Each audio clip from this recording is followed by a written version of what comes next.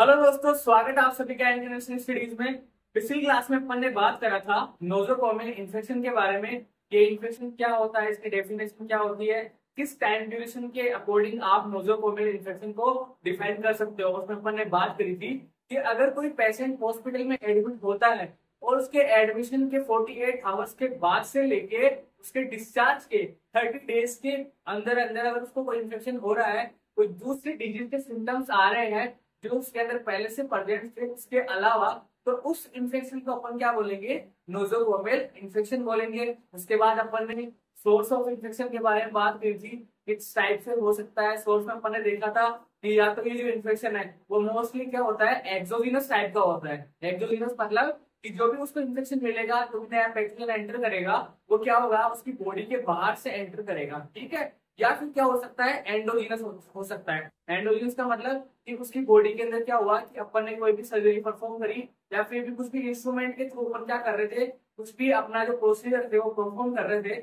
उस टाइम पे क्या हुआ कि उसका जो नॉर्मल बॉडी फ्लोरा था वो क्या हो गया, इन्वेड हो गया किसी दूसरे ऑर्गन की तरफ। जैसे ब्लड के थ्रू क्या हो गया, वो हार्ट में पहुंच गया, लंग्स में पहुंच गया, या फिर कोई भी अदर ऑर्गन है वहां तक पहुंच के उसने क्या करा, एक नई डिजीज को कोज कर दिया। तो ऐसे दो तरीके से इसके सॉल्व हो सकता है। इसमें या तो एक्सोजिनस हो सकता है, उसकी मोस्टली होता है डिजीज होती है वो मोस्टली बाहर से ही क्या करता है, नया इन्फेक्शन उसकी बॉडी में एंटर कर सकता है। और हर पर्सन के लिए इसकी सीवियरिटी क्या होती है, अलग अलग हो सकती है, क्योंकि हर एक पर्सन का जो इम्यून सिस्टम है वो अलग अलग तरीके से काम करता है, ठीक है। तो आज की इस क्लास में अपन बात करेंगे कि जो नोजोकोमियल इन्फेक्शन था वो अपन ने बात करा था एंडोजिनस के बारे में और एक्सोजिनस के बारे में, उसी को अपन कंटिन्यू करेंगे। और फर्स्ट इसमें देखेंगे कि जो मोस्ट कॉमन इन्फेक्शन है वो था अपना कौन सा, वेंटिलेटर एसोसिएटेड न्यूमोनिया।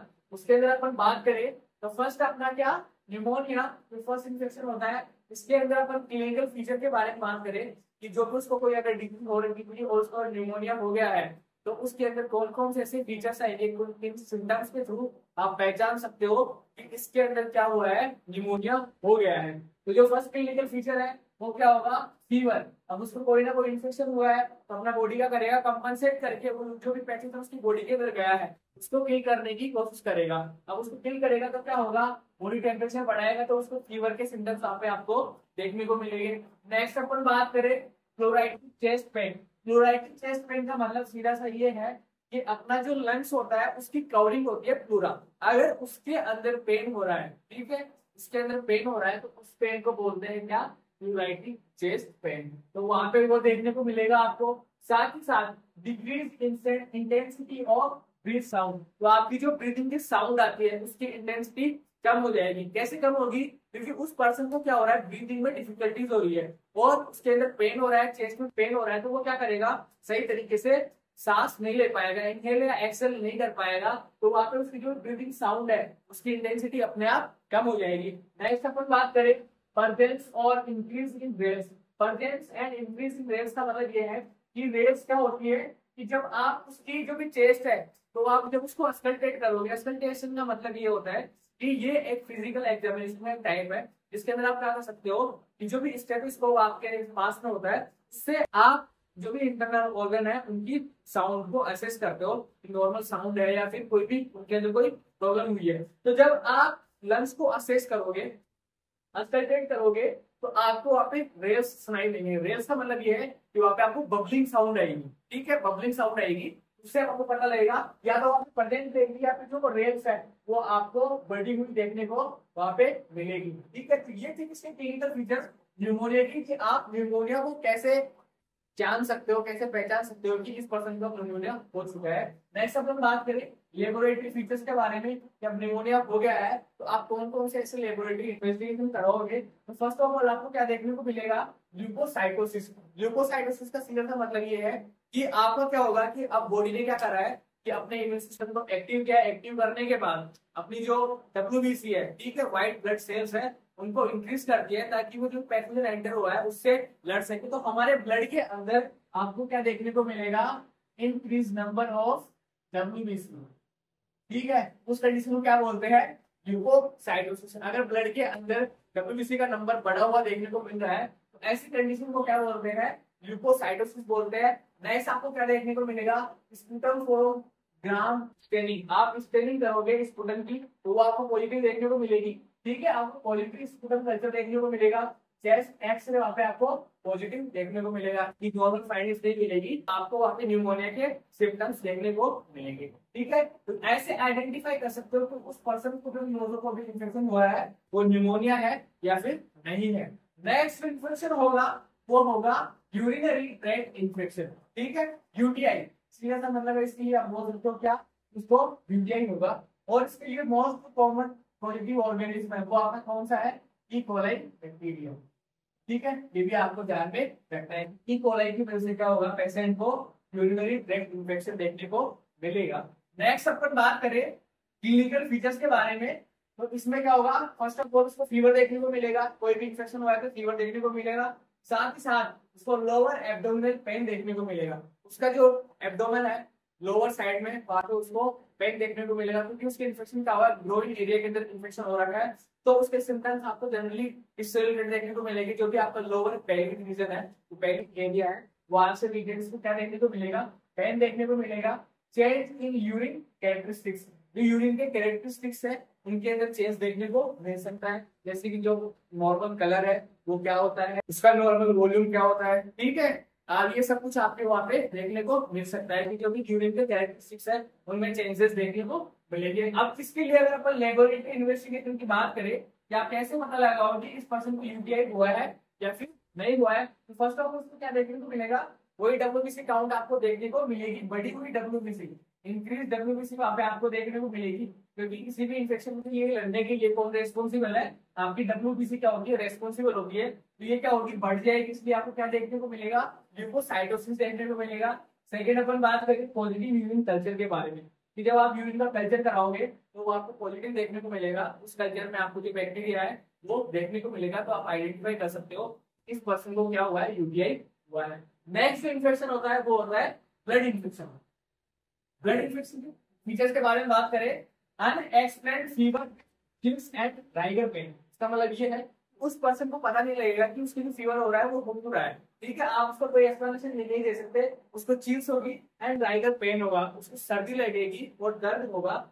इस टाइम पे जब उसको अगर कोई ब्लड इन्फेक्शन हुआ है, कहाँ पे, नोजोकोमियल इन्फेक्शन के बारे में बात कर रहे हैं कि जब किसी पर्सन को हॉस्पिटल में आने के बाद अगर ब्लड इन्फेक्शन हो रहा है आपको ये क्लिनिकल फीचर्स देखने को मिल सकते हैं। नेक्स्ट अपन बात करें टेंडरनेस और fluid and drainage at the site of insertion of IV access and CV catheter, कि जो भी सीवी जो भी आईवी लाइन आप उसको डाल रखी है, आईवी कैथेटर लगा रखा है, वहां पे अगर आप असेस करोगे तो आपको वहां पे टेंडरनेस देखने को मिल सकती है। टेंडरनेस का मतलब ये है कि जब आप उसको असेस करने की कोशिश करोगे तो उस एरिया के आसपास क्या होगा, उस पेशेंट को पेन होगा। साथ ही साथ पुरुलेट डिस्चार्ज का मतलब ये है कि वहां पे आपको पस देखने को मिल सकती है, जो भी आईवी साइट है वहां पे आपको पस का ड्रेनेज देखने को मिल सकता है, या फिर आईवी साइट के ऊपर या फिर आपने सेंट्रल वीनस कैथेटर डाल रखा है तो वहां पे भी आपको ये सिम्टम्स देखने को मिल सकते हैं। उससे पता लगेगा कि ये जो साइट है वो क्या हो चुकी है, इन्फेक्टेड हो चुकी है, उस पर्सन को क्या है, ब्लड इन्फेक्शन हो चुका है। नेक्स्ट अपन बात करें कि आप पता कैसे लगाओगे। फर्स्ट ऑफ ऑल आपको ल्यूकोसाइटोसिस वही डब्ल्यूबीसी बढ़ी हुई देखने को मिलेगी। पॉजिटिव ब्लड कल्चर, आप उसका ब्लड कल्चर करोगे, ब्लड कल्चर में आपको क्या देखने को मिलेगा, जो माइक्रो ऑर्गेनिज्म नया पैथोजन वहां पे आपको बढ़ा हुआ देखने को मिलेगा। साथ ही साथ आपको क्या करना है, पॉजिटिव सीवीपी कैथेटर कल्चर, जो भी सीवीपी कैथेटर आपने डाल रखा था उसको क्या करना है, उसको हटाने के बाद, उसको रिमूव करने के बाद में आपको उसको जांच के लिए, ठीक है, कहाँ पे भेजना है, लेबोरेटरी भेजना है, कि आप उसका कल्चर करवा सको, उससे पता लगा सको कि इस पर्सन को इसके थ्रू कोई इन्फेक्शन तो अंदर नहीं गया है, उसकी बॉडी के अंदर एंटर तो नहीं करा है। तो उससे अगर आपको ऐसा कुछ हुआ है, सिम्पटम कंडीशन देखने को मिल सकती है, तो वहाँ पे आपको क्या देखने को मिलेगा, जो भी आपने सीपी जो कैथेटर था उसका कल्चर आपको क्या देखने को मिलेगा, पॉजिटिव देखने को मिलेगा।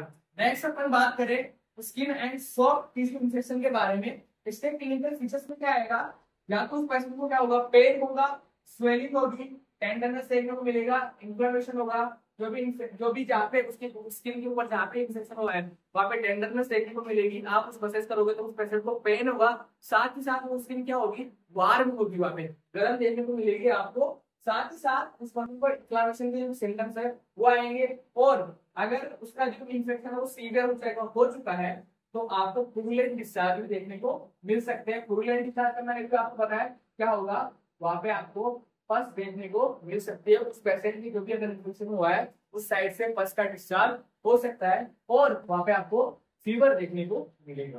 नेक्स्ट अपन बात करें कि आप कौन कौन सी लेबोरेटरी फाइंडिंग्स कराओगे जिससे आपको पता लग सके कि किसको इन्फेक्शन हो रहा है।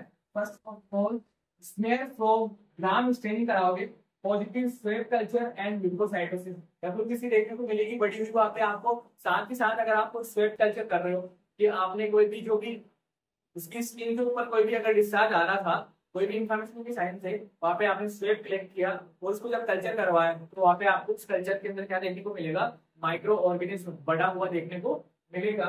लास्ट अपन बात करें गैस्ट्रोएंटेराइटिस के बारे में, उसके क्लिनिकल फीचर में बात करें, increase frequency of stool.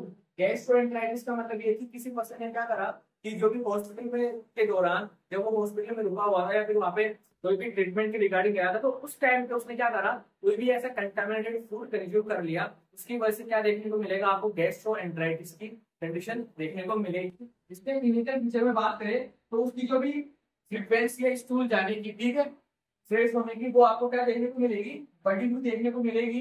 Change consistency of stool, तो उसकी जो स्टूल की कंसिस्टेंसी है, ठीक है, वो क्या होगा, आपको बढ़ी हुई देखने को मिलेगी, चेंज देखने को मिल सकती है, ठीक है। या तो उस पेशेंट को डायरिया हो सकता है या फिर उस पेशेंट को कॉन्स्टिपेशन हो सकता है, ये भी आपको ध्यान में रखना है। साथ ही साथ उसको फीवर देखने को मिल सकता है और अगर उसको डायरिया होता है तो उस पेशेंट को आपको क्या देखने को मिलेगा, डिहाइड्रेशन भी वहां पे आपको देखने को मिल सकता है। और अगर अपन लेबोरेटरी फाइंडिंग्स की बात करें तो ल्यूकोसाइटोसिस तो आपको देखने को मिलेगा नहीं, क्योंकि उसके अंदर इन्फेक्शन हुआ है तो WBC क्या हो जाएगी, बढ़ जाएगी। साथ ही साथ पॉजिटिव स्टूल कल्चर के लिए भी आपको टेस्ट करना है कि अगर आप उसके स्टूल का कल्चर कर रहे हो तो वहां पे आपको क्या देखने को मिलेगा, जो कि माइक्रो ऑर्गेनिज्म है उसके स्टूल में प्रेजेंट रहेगा और उससे आप क्या कर सकते हो, पता लगा सकते हो कि इस पेशेंट को वो डिजीज हुई है या फिर नहीं हुई है। तो ये था आज का हमारा टॉपिक। इसमें अपन जाना different kinds of nosocomial infection है जो कि जनरली आपको देखने को मिल सकते हैं मोस्ट कॉमन। वैसे तो अपन बात करेंगे कि अगर किसी पर्सन की हॉस्पिटल में अगर वो जा रहा है ट्रीटमेंट के लिए तो वहां पे उसकी इम्यूनिटी क्या है, वीक है, तो कोई भी अगर माइक्रो ऑर्गेनिज्म या कोई भी पैथोजन उसकी बॉडी के अंदर एंटर कर सकता है